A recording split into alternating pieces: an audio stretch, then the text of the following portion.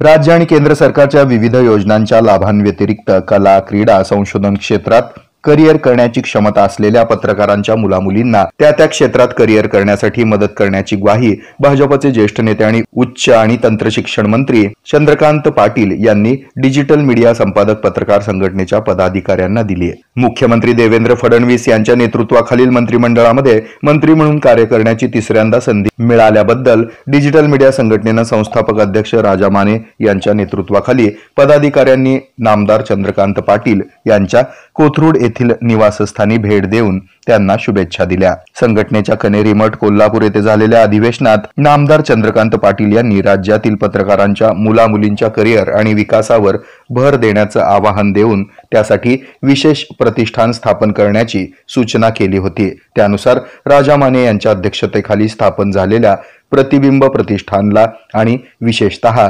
पत्रकारांच्या मुलींच्या करिअरसाठी भरीव मदत करण्याची ग्वाही चंद्रकांत पाटील यांनी दिली आहे। यावेळी त्यांना श्री विठ्ठल रुक्मिणीची मूर्ती भेट देण्यात आली। संघटनेचे उपाध्यक्ष सतीश सावंत, सचिव महेश कुगावकर, पदाधिकारी सूर्यकांत वायकर, तेजस राऊत, अमोल पाटील, संजय कांबळे, अमोल साळुंखे, बालाजी राजपूत आदींची उपस्थिती होती।